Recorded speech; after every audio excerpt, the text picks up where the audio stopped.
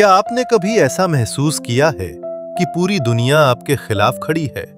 जब अपने भी साथ छोड़ जाएं, जब परेशानियों की आवाज आपसे कहें, अब तेरा कोई नहीं, अब बचने का कोई रास्ता नहीं। लेकिन क्या सच में ऐसा है? भजन संहिता 3 में दाऊद एक ऐसी ही रात का वर्णन करते हैं जहां वो मौत, डर, विश्वासघात और हजारों दुश्मनों से घिरे हैं। फिर भी वो कहते हैं, यहोवा मेरा ढाल है, मेरी महिमा है, वो है जो मेरा सिर ऊंचा करता है। आज की इस वीडियो में हम सिर्फ शब्द नहीं पढ़ेंगे, हम इस अध्याय की शक्ति को महसूस करेंगे और समझेंगे कि परमेश्वर आपका सिर क्यों ऊंचा करते हैं जब सारी दुनिया आपको नीचे गिराने की कोशिश करती है। दाऊद भाग रहे थे, दुश्मनों से नहीं बल्कि अपने ही बेटे अबशालोम से। जिस बेटे को दाऊद ने प्यार किया, उसी ने सेना खड़ी की, राजा बनने की कोशिश की और अपने ही पिता को मारने निकला। ये सिर्फ दुश्मनी नहीं, ये दिल टूटने की दर्दनाक रात थी। दाऊद राजा थे, लेकिन इस रात वो ताज नहीं, आंसू पहने थे। यही पृष्ठभूमि भजन 3 को इतना शक्तिशाली बनाती है।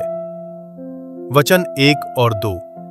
हे यहोवा, मेरे सताने वाले कितने बढ़ गए हैं, वो जो मेरे विरुद्ध उठते हैं बहुत है। बहुत से मेरे प्राण के विषय में कहते हैं कि उसका बचाव परमेश्वर की ओर से नहीं हो सकता।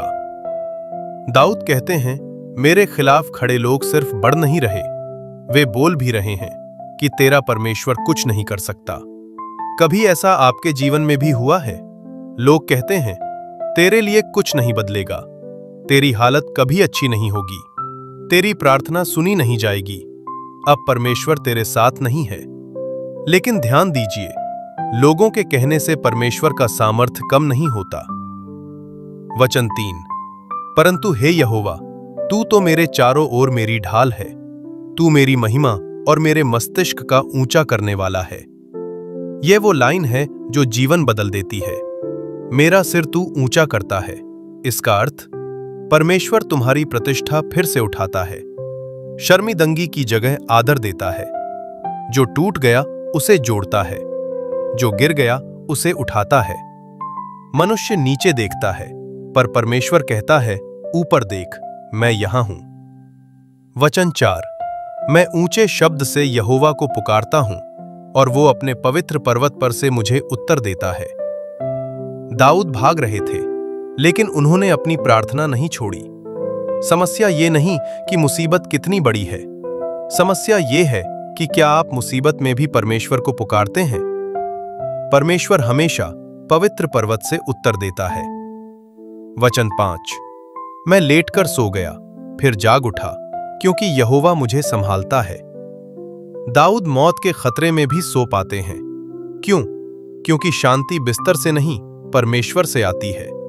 आज आप भी ये कहेंगे, मेरी रातें डर की नहीं होंगी, क्योंकि यहोवा मुझे संभालता है।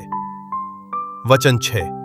मैं उन 10,000 मनुष्यों से नहीं डरता जो मेरे विरुद्ध चारों ओर पाती बांधे खड़े हैं। दाऊद युद्ध कौशल से नहीं, यहोवा की उपस्थिति से निडर होते थे। आपके आसपास 10,000 समस्याएं हों, फिर भी आप क्या कह सकते हो? यहोवा मेरे साथ है। वचन 7, 8। उठ हे यहोवा, हे मेरे परमेश्वर, मुझे बचा ले, क्योंकि तूने मेरे सब शत्रुओं के जबड़ों पर मारा है और तूने दुष्टों के दांत तोड़ डाले हैं। उद्धार यहोवा ही की ओर से होता है। हे यहोवा, तेरी आशीष तेरी प्रजा पर हो। दुष्टों के दांत तोड़ना, इसका अर्थ है परमेश्वर दुश्मनों की शक्ति तोड़ देते हैं। यानी जो आपको नष्ट करना चाहते थे, परमेश्वर उन्हें निष्क्रिय कर देते हैं। और अंत में दाऊद कहते हैं, सारा उद्धार यहोवा की ओर से है, न शक्ति से, न बुद्धि से, न लोगों से। उद्धार सिर्फ परमेश्वर से आता है। आज आप जो भी लड़ाई लड़ रहे हैं, परमेश्वर कहते हैं, मैं तेरे चारों ओर ढाल हूं, मैं तेरी महिमा हूं, मैं तेरा सिर ऊंचा करता हूं। अगर इस संदेश ने आपके दिल को छुआ है, तो इसे दूसरों के जीवन में भी आशीष बनने दें।